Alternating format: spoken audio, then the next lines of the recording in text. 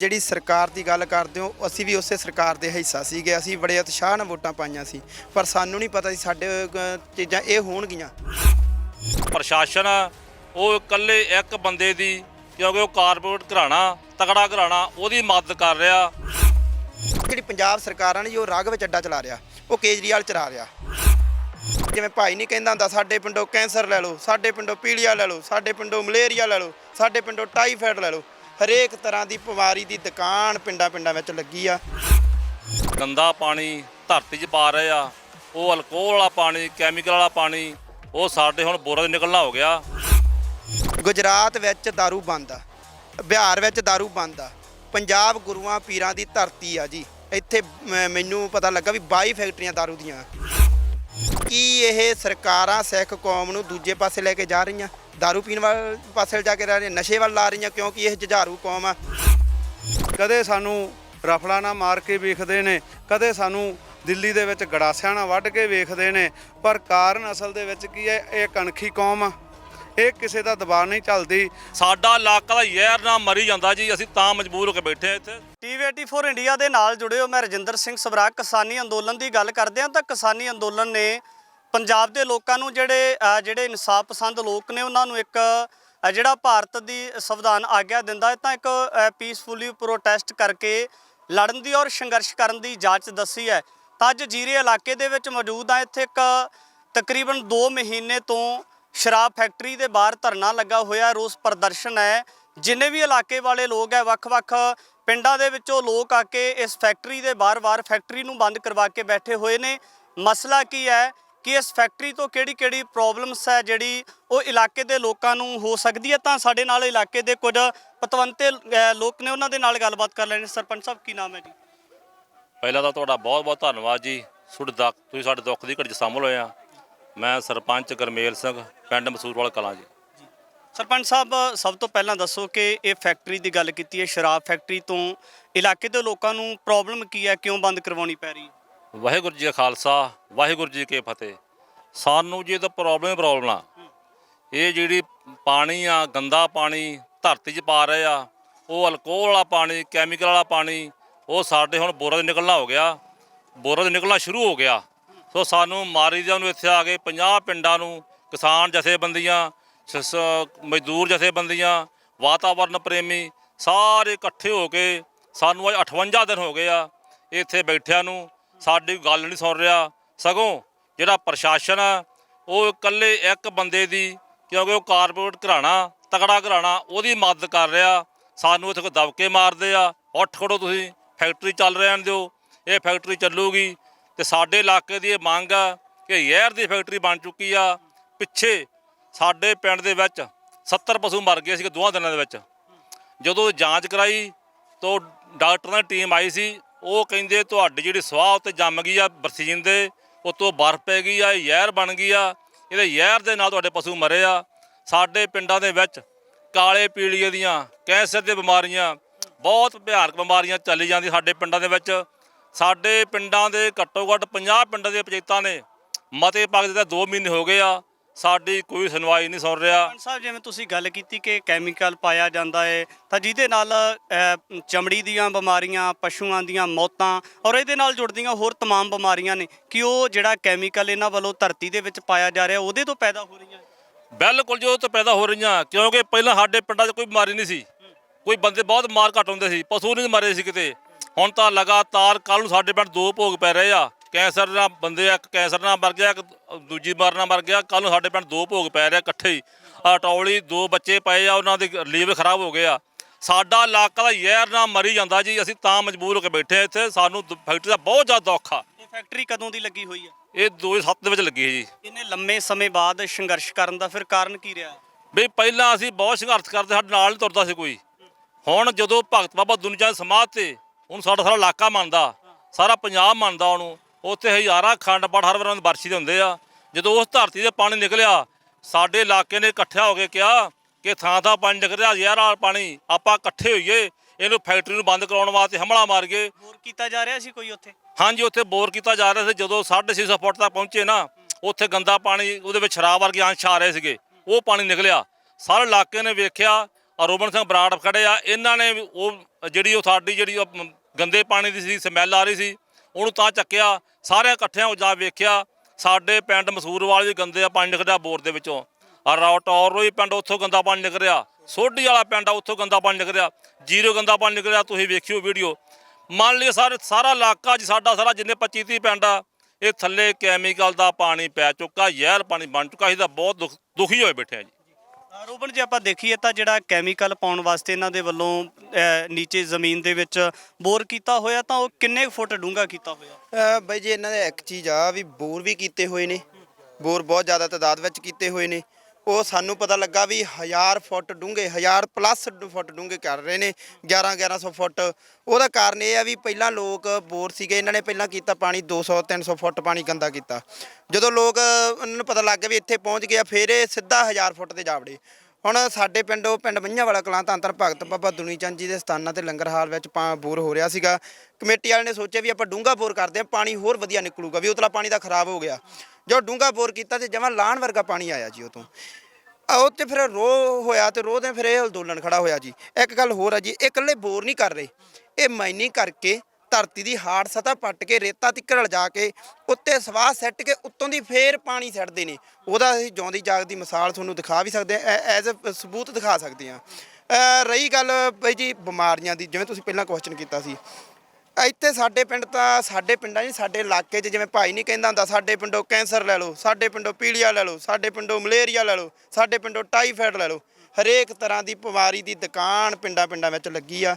ਸਰਕਾਰਾਂ ਨੂੰ ਚਾਹੀਦਾ ਇਹ ਕਾਰਪੋਰੇਟ ਘਰਾਣੇ ਜੋ ਕਿ ਇੱਕ ਚੀਜ਼ ਹੋਰ ਆ, ਲੱਖਾਂ ਲੀਟਰ ਪਾਣੀ ਇਹ ਨਿੱਤ ਯੂਜ਼ ਕਰਦੇ ਨੇ। ਉਹ ਕਿਸਾਨ ਦਾ ਝੋਨਾ ਜੀ, ਕਿਸਾਨ ਦੀ ਪੈਲੀ ਆ, ਉਹਦੇ ਉੱਤੇ ਲਿਮਟ ਲੈਣੀ ਹੋਵੇ ਤਾਂ ਲੱਖ ਰੁਪਈਆ ਮਿਲੂਗੀ, ਉਹ ਵੀ ਪਤਾ ਨਹੀਂ ਕਿੰਨੇ ਕਹਾੜੇ ਕਰਕੇ। ਤੁਹਾਡੇ ਸਵਾਲ ਦੇ ਵਿੱਚੋਂ ਸਵਾਲ ਆ, ਤੁਸੀਂ ਕਹਿੰਦੇ ਹੋ ਕਿ ਇੱਥੇ ਨਜਾਇਜ਼ ਮਾਈਨਿੰਗ ਵੀ ਕੀਤੀ ਜਾ ਰਹੀ ਸੀ। ਨਵੀਂ ਸਰਕਾਰ ਬਦਲ ਵਾਲੀ ਸਰਕਾਰ ਆਈ ਹੈ, ਜੇ ਕੋਈ 2 ਬਾਟੇ ਰੇਤ ਦੇ ਖੜਦਾ ਹੈ ਤਾਂ ਉਹਦੇ ਉੱਪਰ ਠਾਹ ਕਰਕੇ ਪਰਚਾ ਹੋ ਜਾਂਦਾ ਹੈ। ਪਰ ਜਿਹੜੇ ਵੱਡੇ ਫਿਰ ਕਾਰਪੋਰੇਟ ਘਰਾਣੇ ਪੈਦਾ ਕੀਤੇ ਜਾ ਰਹੇ ਆ, ਇਹ ਫਿਰ ਸਰਕਾਰਾਂ ਵੱਲੋਂ ਜਾਣਬੁੱਝ ਕੇ ਕੀਤੇ ਜਾ ਰਹੇ ਆ। ਬਾਈ ਜੀ ਜਿਹੜੀ ਸਰਕਾਰ ਦੀ ਗੱਲ ਕਰਦੇ ਹੋ, ਅਸੀਂ ਵੀ ਉਸੇ ਸਰਕਾਰ ਦੇ ਹਿੱਸਾ ਸੀਗੇ, ਅਸੀਂ ਬੜੇ ਉਤਸ਼ਾਹ ਨਾਲ ਵੋਟਾਂ ਪਾਈਆਂ ਸੀ, ਪਰ ਸਾਨੂੰ ਨਹੀਂ ਪਤਾ ਸੀ ਸਾਡੇ ਚੀਜ਼ਾਂ ਇਹ ਹੋਣਗੀਆਂ। ਬਦਲਦੀ ਸਰਕਾਰ ਸੀ, ਬਦਲਾਅ ਦੀ, ਪਰ ਬਦਲਾਅ ਸਾਨੂੰ ਹਲੇ ਦੇਖ ਨਹੀਂ ਰਿਹਾ, ਕਿਉਂਕਿ 35 ਤੋਂ 40 ਫੁੱਟ ਡੂੰਘੇ ਬੋਰ ਕੀਤੇ ਹੋਏ ਮਾਈਨਿੰਗ ਕੀਤੀ ਹੋਈ ਆ, ਉਹਦੇ ਉੱਤੇ ਹਲੇ ਤੱਕ ਕੋਈ ਪਰਚਾ ਨਹੀਂ ਹੋਇਆ। ਜੇ ਆਮ ਫਿਰੋਜ਼ਪੁਰ ਇੱਕ ਖੋਤੀ ਰੇਹੜੀ ਵਾਲਾ ਰੇਤਾ ਲਿਜਾ ਰਿਹਾ ਸੀਗਾ, ਉਹਦੇ ਉੱਤੇ ਪਰਚਾ ਹੋ ਗਿਆ, ਹਨਾ ਜੀ। ਫਿਰ ਦੂਜੀ ਗੱਲ, ਜਿਹੜੀ ਸਰਕਾਰ ਆ, ਸਰਕਾਰ ਨੂੰ ਚਾਹੀਦਾ ਸੀਗਾ ਵੀ ਆਮ ਲੋਕਾਂ ਦੀ ਸਰਕਾਰ ਆ ਇਹ, ਅਸੀਂ ਵੀ ਖੜਕਲ ਕਲਾਂ ਜਾ ਕੇ ਸਹੁੰਆਂ ਚੱਕੀਆਂ ਸੀਗੀਆਂ, ਆਮ ਲੋਕਾਂ ਦੀ ਸਰਕਾਰ ਆ। ਇਹਨਾਂ ਨੂੰ ਚਾਹੀਦਾ ਸੀਗਾ ਵੀ ਐਜ਼ ਉਦੋਂ ਹੀ ਮਤਲਬ ਪਹਿਲੀਆਂ 'ਚ ਹੀ, ਅੱਜ 2 ਮਹੀਨੇ ਸਾਨੂੰ ਨਾ ਬੈਠਣਾ ਪੈਂਦਾ। ਸਾਨੂੰ ਕੀ ਪਤਾ, ਅਸੀਂ ਤਾਂ ਬਈ 2 ਮਹੀਨੇ ਨਹੀਂ 2 ਸਾਲ ਵਾਸਤੇ ਹੀ ਬੈਠ ਜਾਾਂਗੇ। 2 ਮਹੀਨਿਆਂ ਬਾਅਦ DC ਫਿਰੋਜ਼ਪੁਰ ਆਉਂਦਾ ਜੀ। ਜੇ DC ਫਿਰੋਜ਼ਪੁਰ ਨੂੰ 2 ਮਹੀਨੇ ਲੱਗ ਸਕਦੇ ਤਾਂ ਸਾਨੂੰ ਲੱਗਦਾ ਸਰਕਾਰ ਨੂੰ ਤਾਂ ਇੱਥੇ 2 ਸਾਲ ਲੱਗ ਸਕਦੇ, 2-3 ਸਾਲ ਲੱਗ ਸਕਦੇ ਸਾਡੇ ਕੋਲੇ ਆਉਣ ਨੂੰ। ਪਰ ਅਸੀਂ ਬੈਠੇ ਹਾਂ 2024 ਤੱਕ, ਅਸੀਂ ਬੈਠੇ ਹਾਂ 2027 ਤੱਕ, ਜਿੰਨਾ ਤੱਕ ਫੈਕਟਰੀ ਦੀ NOC ਰੱਦ ਨਹੀਂ ਹੁੰਦੀ ਅਸੀਂ ਉਦੋਂ ਤੱਕ ਬੈਠੇ ਹਾਂ ਜੀ। ਕਿਸੇ ਸਮੇਂ ਆਮ ਆਦਮੀ ਪਾਰਟੀ ਦੇ ਵਰਕਰ ਬਣ ਕੇ ਵਿਧਾਇਕ ਨੂੰ ਸਪੋਰਟ ਕੀਤੀ ਸੀ, ਪਾਰਟੀ ਨੂੰ ਸਮਰਥਨ ਕੀਤਾ ਸੀ। ਅੱਜ ਵਿਧਾਇਕ ਸਾਹਿਬ ਦੇ ਨਾਲ ਗੱਲਬਾਤ ਕੀਤੀ ਆ, ਉਹ ਇਲਾਕੇ ਦੇ ਲੋਕਾਂ ਦਾ ਜਿਹੜਾ ਦਰਦ ਉਹਨੂੰ ਸਮਝਦੇ ਨੇ। ਅਸੀਂ ਗੱਲਬਾਤ ਕੀਤੀ ਹੈ ਵਿਧਾਇਕ ਸਾਹਿਬ ਕੋਲੇ, ਵਿਧਾਇਕ ਸਾਹਿਬ ਆਏ ਵੀ ਅੱਜ ਜਾ ਕੇ ਵੀ ਆਏ ਆ, ਪਰ ਸਾਨੂੰ ਮਹਿਸੂਸ ਹੁੰਦਾ ਵੀ ਵਿਧਾਇਕ ਸਾਹਿਬ ਕੋਲੇ ਕੋਈ ਪਾਵਰ ਨਹੀਂ ਹੈਗੀ। ਉਹ ਨਾਂ ਦੇ ਮੋਹਰ ਲਾ ਕੇ ਵਿਧਾਇਕ ਬਣੇ ਹੋਏ ਵਿਧਾਇਕ ਨੇ, ਉਹਨਾਂ ਕੋਲੇ ਹਲੇ ਜੇ ਉਹਨਾਂ ਕੋਲੇ ਪਾਵਰ ਹੁੰਦੀ ਨਾ, ਜਿਹੜੀ ਫੈਕਟਰੀ ਇਹ ਸੀਲ ਕਰਨੀ ਆ, ਇਹ ਡਿਊਟੀ ਮੈਜਿਸਟਰੇਟ ਨੇ ਕਰਨੀ ਆ, SDM ਨੇ ਕਰਨੀ ਆ, ਕਰਨੀ ਤਾਂ ਇਹਨਾਂ ਨੇ ਜੀਰੇ ਪ੍ਰਸ਼ਾਸਨ ਨਹੀਂ ਆ, ਉਹਦੇ ਹੱਥ 'ਚ ਹੁੰਦਾ। ਤੇ ਉਹਨੇ ਨਾਲ ਹੀ ਕਹਿੰਦਾ ਵੀ ਮੇਰੇ ਲੋਕ ਤਾਂ ਮਰ ਰਹੇ ਨੇ, 6 ਨੂੰ ਸੀਲ ਕਰੋ। ਉਹ ਸੀਲ ਨਹੀਂ, ਉਹਨਾਂ ਦੇ ਹੱਥ ਵੱਸ ਕੁਛ ਨਹੀਂ ਹੈਗਾ। ਇਹ ਤਾਂ ਜੀ ਉੱਤੋਂ ਮੈਂ ਨਾ ਵੀ ਉਹਨਾਂ ਦੇ ਛੱਡੋ, ਇਹ ਪੰਜਾਬ ਸਰਕਾਰ ਦੇ ਹੱਥ ਵੱਸ ਵੀ ਨਹੀਂ। ਉਹਦਾ ਕਾਰਨ ਮੈਂ ਦੱਸਦਾ, ਪੰਜਾਬ ਸਰਕਾਰ ਦੇ ਹੱਥ ਵੱਸ ਕਿਉਂ ਨਹੀਂ, ਕਿਉਂਕਿ ਜਿਹੜੀ ਪੰਜਾਬ ਸਰਕਾਰ ਨੇ ਜੀ ਉਹ ਰਾਗ ਵਿੱਚ ਅੱਡਾ ਚਲਾ ਰਿਹਾ, ਉਹ ਕੇਜਰੀਵਾਲ ਚਲਾ ਰਿਹਾ। ਕਿਉਂਕਿ ਇੱਕ ਦਿੱਲੀ ਵਿੱਚ ਇਹਨਾਂ ਦਾ ਸਮਝੌਤਾ ਹੋਇਆ ਸੀ 2000 17 ਦੇ ਪਹਿਲਾ ਇਲੈਕਸ਼ਨ ਸੀ ਨਾ, ਉਦੋਂ ਬਾਹਰੋਂ NRI ਫੰਡਿੰਗ ਬਹੁਤ ਹੋਈ। ਜਦੋਂ 2017 ਦੇ ਇਲੈਕਸ਼ਨ ਆਏ, ਇਹਨਾਂ ਨੂੰ ਸਾਰੀ ਫੰਡਿੰਗ ਕੀਤੀ ਆ ਜਿਹੜੀ ਉਹ ਕੀਤੀ ਆ ਦੀਪ ਮਲਹੋਤਰੇ ਨੇ। ਜਿਹੜੇ ਹੁਣ ਨਵੇਂ ਇਲੈਕਸ਼ਨ ਆਏ ਉਹਦੀ ਵੀ ਫੰਡਿੰਗ ਦੀਪ ਮਲਹੋਤਰੇ ਨੇ ਕੀਤੀ ਆ। 70% ਠੇਕੇ ਦੀਪ ਮਲਹੋਤਰੇ ਦੇ ਆਬਕਾਰੀ ਕੋਟਾ ਤੋੜ ਕੇ 2 ਧਿਰਾਂ ਨੂੰ ਇਹਨਾਂ ਨੇ ਪੰਜਾਬ ਸਰਕਾਰ ਨੇ ਮਤਲਬ ਠੇਕੇ ਦਿੱਤੇ ਆ। ਕਿਉਂ, ਕਿਹੜੀ ਗੱਲੋਂ? ਹੁਣ ਦੇਖੋ ਇੱਕ ਚੀਜ਼ ਆ ਜੀ, ਗੁਜਰਾਤ ਵਿੱਚ ਦਾਰੂ ਬੰਦ ਆ, ਬਿਹਾਰ ਵਿੱਚ ਦਾਰੂ ਬੰਦ ਆ, ਪੰਜਾਬ ਗੁਰੂਆਂ ਪੀਰਾਂ ਦੀ ਧਰਤੀ ਆ ਜੀ। ਇੱਥੇ ਮੈਨੂੰ ਪਤਾ ਲੱਗਾ ਵੀ 22 ਫੈਕਟਰੀਆਂ ਦਾਰੂ ਦੀਆਂ। ਆਪਣੇ ਸਿੱਖ ਕੌਮ 'ਚ दारू ਪੀਣਾ ਮਨਾਹੀ ਆ। ਕੀ ਇਹ ਸਰਕਾਰਾਂ ਸਿੱਖ ਕੌਮ ਨੂੰ ਦੂਜੇ ਪਾਸੇ ਲੈ ਕੇ ਜਾ ਰਹੀਆਂ? दारू ਪੀਣ ਵਾਲੇ ਪਾਸੇ ਜਾ ਕੇ ਰਹਿ ਰਹੀਆਂ, ਨਸ਼ੇ ਵੱਲ ਲਾ ਰਹੀਆਂ, ਕਿਉਂਕਿ ਇਹ ਜੁਝਾਰੂ ਕੌਮ ਆ। ਇਹ ਸਿਰ ਚੱਕਦੀ, ਇਹਨਾਂ ਦੇ ਸਿਰ ਇਹਨਾਂ ਨੂੰ ਅੰਦਰੋਂ ਮਤਲਬ ਮਾਰਨ ਦੀ ਕੋਸ਼ਿਸ਼ ਕਰ ਰਹੇ ਨੇ ਇਹ ਜੀ ਲੋਕ। ਭਾਈ ਜਿਹੜੀ ਅਗਲੀ ਸਟ੍ਰੈਟਜੀ ਹੈ ਉਹ ਇਲਾਕੇ ਦੇ ਲੋਕ ਚਾਹੁੰਦੇ ਨੇ ਕਿ ਕਿਸ ਤਰੀਕੇ ਦੇ ਨਾਲ ਜਿਹੜਾ ਪ੍ਰਸ਼ਾਸਨ ਹੈ ਜਾਂ ਜਿਹੜੇ ਇੱਥੋਂ ਦੇ ਅਧਿਕਾਰੀ ਨੇ ਫੈਕਟਰੀ ਦੇ, ਉਹਨਾਂ ਦੇ ਵਾਸਤੇ ਕਿਸ ਤਰ੍ਹਾਂ ਦੀ ਉਲੀਕੀ ਜਾਣੀ ਚਾਹੀਦੀ ਹੈ? ਦੇਖੋ ਜੀ, ਪਹਿਲੀ ਗੱਲ ਤਾਂ ਜਿਹੜੀ ਸਾਡੀ ਅਗਲੀ ਰਣਨੀਤੀ ਆ, ਸਾਡੇ ਨਾਲ ਸਿੱਖ ਜਥੇਬੰਦੀਆਂ, ਕਿਸਾਨ ਜਥੇਬੰਦੀਆਂ, ਆਮ ਪਿੰਡਾਂ ਦੇ ਲੋਕ, 40-45 ਪਿੰਡਾਂ ਦੇ ਮਤੇ ਪਾਏ ਹੋਏ ਲੋਕ, ਜਿੰਨੀਆਂ ਵੀ ਜਥੇਬੰਦੀਆਂ, ਸਾਡੀ ਜਥੇਬੰਦੀਆਂ ਦੇ ਨਾਲ ਰਲ ਕੇ ਇੱਕ ਇਹ ਸਾਂਝਾ ਮੋਰਚਾ ਚੱਲ ਰਿਹਾ। ਇਹਦਾ ਨਾਂ ਹੈਗਾ ਸਾਂਝਾ ਮੋਰਚਾ। ਸਾਂਝਾ ਮੋਰਚਾ ਜੀਰਾ ਸਾਰਿਆਂ ਦੇ ਸਰਬ ਸਾਂਝਾ ਮੋਰਚਾ। ਜੋ ਵੀ ਅਗਲੀ ਰਣਨੀਤੀ ਹੋਊਗੀ, ਮੈਂ ਅੱਗੇ ਵੀ ਤੁਹਾਨੂੰ ਦੱਸਿਆ ਵੀ ਅਸੀਂ ਇੱਥੇ ਬੈਠੇ ਹਾਂ, ਸਾਡੀ ਇੱਕ ਹੀ ਮੰਗ ਆ, ਅਸੀਂ ਹੋਰ ਕਿਸੇ ਵੀ ਟੈਕਨੀਕਲੀ ਪਾਸੇ ਨਹੀਂ ਪੈਣਾ। ਸਾਡੀ ਇਹੀ ਮੰਗ ਆ ਵੀ ਇਸ ਫੈਕਟਰੀ ਦੀ NOC ਰੱਦ ਕਰੋ, ਰੱਦ ਕਰਕੇ ਇਸ ਨੂੰ ਤਾਲਾ ਲਾਓ ਤੇ ਇਸ ਨੂੰ ਬੰਦ ਕਰੋ। ਸਾਡੇ ਵੱਲੋਂ ਪੱਟ ਕੇ ਜਿੱਥੇ ਮਰਜ਼ੀ ਲੈ ਜਾਓ। ਅਸੀਂ ਤਾਂ ਇਹੀ ਆ, ਅਗਲੀ ਰਣਨੀਤੀ ਇਹ ਆ ਜੀ। ਅਸੀਂ 2024 ਤੱਕ ਵੀ ਬੈਠੇ ਆ ਤੇ 2027 ਤੱਕ ਵੀ। ਮੇਰੇ ਇੱਧਰਲੇ ਪਾਸੇ ਸਿੱਖ ਜਥੇਬੰਦੀਆਂ ਦੇ ਨੁਮਾਇੰਦੇ ਖੜੇ ਨੇ, ਇੱਧਰਲੇ ਪਾਸੇ ਕਿਸਾਨ ਜਥੇਬੰਦੀਆਂ ਦੇ ਨੁਮਾਇੰਦੇ ਖੜੇ ਨੇ, ਆ ਵਿਚਾਲੇ ਸਾਡੇ ਪਿੰਡਾਂ ਦੇ ਸਰਪੰਚ ਖੜੇ ਨੇ। ਇਹ ਸਾਡੇ ਇਹ ਇੱਕ ਆ ਸਾਡਾ। ਕਾਨੂੰਨੀ ਲੜਾਈ ਵੀ ਲੜ ਰਹੇ ਹੋ, ਚੈਲੰਜ ਕੀਤਾ ਲੜ ਰਹੇ ਹਾਂ। ਕਾਨੂੰਨੀ ਲੜਾਈ ਅਸੀਂ ਹਰੇਕ ਪਾਸੇ, ਟੈਕਨੀਕਲ ਪਾਸੇ ਕਾਨੂੰਨੀ ਲੜਾਈ ਵੀ ਲੜ ਰਹੇ ਹਾਂ। ਉਹਦੇ ਵਿੱਚ ਸਾਡੇ ਵਕੀਲ ਸਾਹਿਬ ਨੇ ਰਾਜਵਿੰਦਰ ਸਿੰਘ ਬੈਂਸ ਸਾਹਿਬ ਜੀ, ਉਹ ਨੇ ਹੈਗੇ ਇੱਥੇ ਜੀ, ਕੁਲਦੀਪ ਸਿੰਘ ਢਿੱਲੋਂ ਜੀ ਹੈਗੇ ਨੇ। ਮਤਲਬ ਅਸੀਂ ਕਾਨੂੰਨੀ ਕਾਰਵਾਈ ਵੀ ਨਾਲ ਕਰ ਰਹੇ ਹਾਂ। ਨਾਲ ਜਿਵੇਂ ਇਹ ਮਤਲਬ ਸਾਡੇ ਉੱਤੇ ਜਾਣ ਕੇ ਝੂਠੇ ਇਲਜ਼ਾਮ ਰਹੇ ਸੀ, ਉਹਨੂੰ ਡਿਫੈਂਡ ਕਰ ਰਹੇ ਹਾਂ ਤੇ ਅਸੀਂ ਇਹ ਲੜਾਈ ਪੂਰੀ ਤਿੱਖੀ ਕਰਾਂਗੇ। ਸੰਘਰਸ਼ ਆਉਣ ਵਾਲਾ ਸੰਘਰਸ਼ ਸਾਡਾ, ਅਸੀਂ ਸਰਕਾਰਾਂ ਨੂੰ ਅਗਾਹ ਕਰਨ ਚਾਹੁੰਦੇ ਹਾਂ। ਸਾਨੂੰ ਇਹ ਜਾ ਕੇ ਚੰਡੀਗੜ੍ਹ ਨਾ ਕਰਨਾ ਪਵੇ ਸੰਘਰਸ਼। ਅਸੀਂ ਜੇ ਹੋ ਸਕਦਾ ਅਸੀਂ CM ਦੀ ਕੋਠੀ ਵੀ ਘੇਰਾਂਗੇ ਜੀ, ਕਿਸਾਨ ਜਥੇਬੰਦੀਆਂ, ਸਿੱਖ ਜਥੇਬੰਦੀਆਂ ਦੇ ਨਾਲ ਜੀ। ਭਾਈ, ਮਾਨਵਤਾ ਦੇ ਨਾਲ ਜੁੜਿਆ ਹੋਇਆ ਇੱਕ ਛੋਟਾ ਜਿਹਾ ਸਵਾਲ ਹੈ ਕਿ ਜਿਸ ਤਰੀਕੇ ਦੇ ਨਾਲ ਜਿਹੜੇ ਨਾਨਕ ਨਾਮ ਲੇਵਾ ਸਿੱਖ ਸੰਗਤਾਂ ਨੇ ਜਾਂ ਜਿਹੜੇ ਹੋਰ ਵਾਤਾਵਰਨ ਪ੍ਰੇਮੀ ਨੇ, ਉਹ ਆਵਾਜ਼ ਨੂੰ ਬੁਲੰਦ ਕਰਦੇ ਨਜ਼ਰ ਆਉਂਦੇ ਆ। ਜਿਹੜੀ ਸ਼ੁੱਧ ਪਾਣੀ ਦੀ, ਸ਼ੁੱਧ ਵਾਤਾਵਰਨ ਦੀ ਗੱਲ ਕੀਤੀ ਜਾਂਦੀ ਹੈ, ਤਾਂ ਜਿਹੜਾ ਇੱਥੋਂ ਫੈਕਟਰੀ ਦਾ ਮਾਲਕ ਹੈ ਉਹ ਕੇਵਲ ਨਿੱਜੀ ਹਿੱਤ ਹੀ ਚਾਹੁੰਦੇ ਨੇ ਜਾਂ ਉਹਨਾਂ ਨੂੰ ਵੀ ਕੋਈ ਮਾਨਵਤਾ ਦੇ ਨਾਲ ਪਿਆਰ ਨਜ਼ਰ ਆਉਂਦਾ? ਨਹੀਂ, ਸਾਨੂੰ ਨਹੀਂ ਲੱਗਦਾ ਵੀ ਉਹਨਾਂ ਨੂੰ ਕੋਈ ਮਾਨਵਤਾ ਦੇ ਨਾਲ ਪਿਆਰ ਆ। ਪਹਿਲੀ ਗੱਲ ਤਾਂ ਜੀ, ਉਹ ਪੰਜਾਬ ਨੂੰ ਉਜਾੜ ਕੇ ਆਪ ਤਾਂ ਦਿੱਲੀ ਬੈਠੇ ਆ। ਦਿੱਲੀ ਵਿੱਚੋਂ ਉਹਨਾਂ ਦਾ ਸਾਰਾ ਕੁਛ ਚੱਲਦਾ। ਜੇ ਉਹਨੂੰ ਮਾਨਵਤਾ ਨਾਲ ਪਿਆਰ ਹੁੰਦਾ ਨਾ ਤੇ ਸਾਡੇ ਇਹ ਪਿੰਡਾਂ 'ਚ ਕੈਂਸਰ ਦੀਆਂ ਬਿਮਾਰੀਆਂ ਜਾਂ ਇਹ ਮਲੇਰੀਏ, ਟਾਈਫਾਇਡ, ਪੀਲੀਆ ਦੀਆਂ ਬਿਮਾਰੀਆਂ ਜਾਂ ਬੱਚਿਆਂ ਨੂੰ ਇਹ ਬਿਮਾਰੀਆਂ ਨਹੀਂ ਹੋਣੀਆਂ ਸੀ, ਜੇ ਉਹ ਮਾਨਵਤਾ ਦੇ ਹੁੰਦੇ। ਜੇ ਫੈਕਟਰੀ ਸਹੀ ਹੁੰਦੀ ਇਹ, ਤੇ ਅੱਜ ਸਾਨੂੰ ਇਹ ਪ੍ਰੋਟੈਸਟ ਨਹੀਂ ਕਰਨਾ ਚਾਹੁੰਦਾ। ਇੱਥੋਂ ਪਤਾ ਲੱਗਦਾ ਵੀ ਉਹਨਾਂ ਨੂੰ ਕੋਈ ਮਾਨਵਤਾ ਨਾਲ ਕੋਈ ਪਿਆਰ ਨਹੀਂ ਹੈਗਾ। ਉਹ ਤਾਂ 600 ਲੀਟਰ ਬੰਦ ਬੋਤਲ ਵਾਲੀਆਂ ਪਾਣੀ ਪੀਂਦੇ ਆ। ਉਹਨਾਂ ਨੂੰ ਕੀ ਦਰਦ ਆ ਵੀ ਜਿਹੜੇ ਪਿੰਡਾਂ ਦੇ ਲੋਕ ਇਹ ਪਾਣੀ ਪੀਂਦੇ ਆ, ਜਿਹੜੇ ਇਹ ਜ਼ਿੰਦਗੀ ਜਿਉਂਦੇ ਆ, ਉਹਨਾਂ ਨੂੰ ਇਹ ਮਾਨਵਤਾ ਨਾਲ ਕੁਛ ਨਹੀਂ ਹੈਗਾ ਜੀ। CM ਮਾਨ ਸਾਹਿਬ ਇਲੈਕਸ਼ਨ ਤੋਂ ਪਹਿਲਾਂ ਕਹਿੰਦੇ ਸੀ ਰੰਗਲਾ ਪੰਜਾਬ ਬਣਾਵਾਂਗੇ, ਜਿਹੜੇ ਬਾਹਰ ਵਸਦੇ ਗਏ ਹੋਏ ਪੰਜਾਬੀ ਨੇ ਉਹਨਾਂ ਨੂੰ ਇੱਥੇ ਲੈ ਕੇ ਆਵਾਂਗੇ। ਤਾਂ ਕੀ ਲੱਗਦਾ CM ਮਾਨ ਸਾਹਿਬ ਨੂੰ ਇਸ ਮੁੱਦੇ ਪ੍ਰਤੀ ਮਿਲਣਾ ਚਾਹੀਦਾ, ਗੱਲਬਾਤ ਹੋਣੀ ਚਾਹੀਦੀ ਹੈ? ਸਵਾਲ ਜਵਾਬ ਅਸੀਂ ਤਾਂ ਤੁਹਾਡੇ ਮਾਧਿਅਮ ਰਾਹੀਂ ਕਹਿੰਦੇ ਹਾਂ CM ਸਾਹਿਬ ਨੂੰ ਵੀ ਸਾਨੂੰ ਮਿਲੋ, ਟਾਈਮ ਦਿਓ। ਜਿਹੜੀ ਗੱਲ ਰਹੀ ਹੈ ਬਾਹਰਾਂ ਵਾਲੇ ਬੰਦੇ ਇੱਥੇ ਇੱਥੇ ਲਿਆਵਾਂਗੇ, ਅਸੀਂ ਕਹਿੰਦੇ ਹਾਂ ਜੇ ਇਹ ਫੈਕਟਰੀ ਚੱਲ ਗਈ ਨਾ ਤੇ ਸਾਨੂੰ ਆਪਣੇ ਘਰਾਂ ਨੂੰ ਜਿੰਦੇ ਲਾ ਕੇ ਤੇ ਬਾਹਰ ਜਾਣਾ ਪੈਣਾ। ਉਸ ਦਾ ਵੱਡਾ ਕਾਰਨ ਹੈ ਇੱਥੇ ਪਿੰਡਾਂ ਦੇ ਪਿੰਡ ਵਿਹਲੇ ਹੋ ਜਾਣਗੇ, ਪਿੰਡਾਂ ਨੂੰ ਜਿੰਦੇ ਲੱਗ ਜਾਣਗੇ। ਇਹ CM ਸਾਹਿਬ ਨੂੰ ਕਹਿੰਦੇ ਆ ਵੀ ਜੇ ਤੁਸੀਂ ਪੰਜਾਬ ਨੂੰ ਹੀ ਸਾਂਭਣਾ, ਤੁਸੀਂ ਬਾਹਰਲੇ ਬੰਦੇ ਇੱਥੇ ਨਾ ਲਿਆਓ, ਜਿਹੜੇ ਬਾਹਰ ਉਧਰ ਸੈੱਟ ਆ, ਤੁਸੀਂ ਪੰਜਾਬ ਨੂੰ ਹੀ ਸਾਂਭ ਲਓ।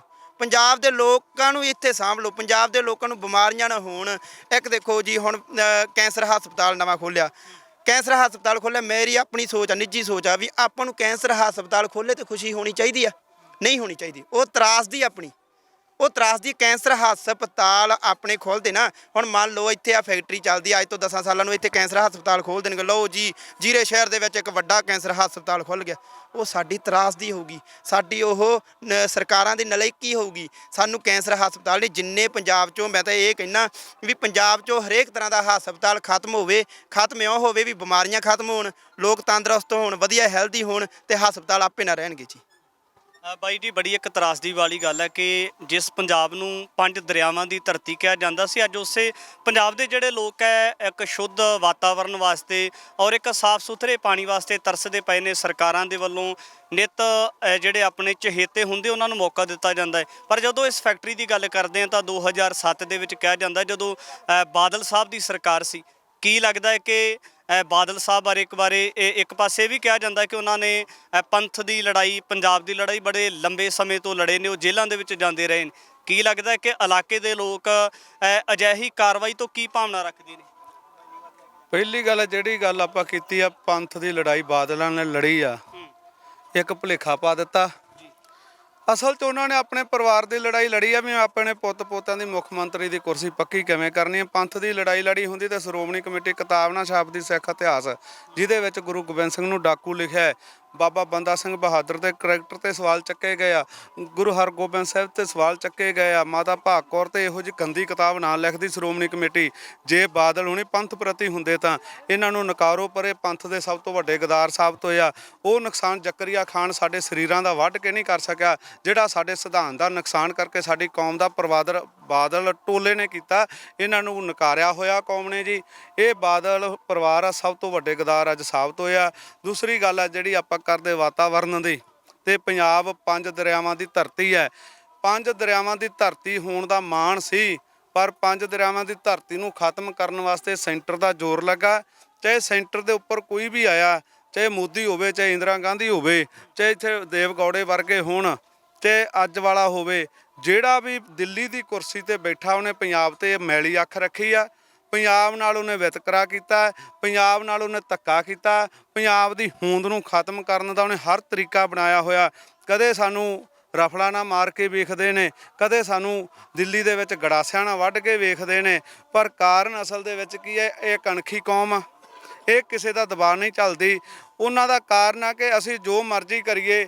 ਆ ਇੱਕ ਵੱਡੀ ਗੱਲ ਆ, ਜਦੋਂ 3 ਕਾਨੂੰਨ ਇਹਨਾਂ ਨੇ ਬਣਾਏ, ਉਹ ਪੰਜਾਬ ਦੀ ਧਰਤੀ ਤੋਂ ਆਵਾਜ਼ ਉੱਠਦੀ ਆ। ਪੰਜਾਬ ਦੀ ਧਰਤੀ ਦੇ ਲੋਕਾਂ ਨੇ, ਪੰਜਾਬ ਦੇ ਜੰਮਿਆਂ ਨੇ, ਪੰਜਾਬ ਦੇ ਜਾਇਆਂ ਨੇ ਜਾ ਕੇ ਮੋਦੀ ਨੂੰ ਘੇਰਾ ਪਾਇਆ, ਹਿੱਕ ਤੇ ਗੋਡਾ ਰੱਖ ਲਿਆ, ਬੰਦੇ ਦਾ ਪੁੱਤ ਬਣ ਕੇ ਇਹਨਾਂ ਨੂੰ ਰੱਦ ਕਰ।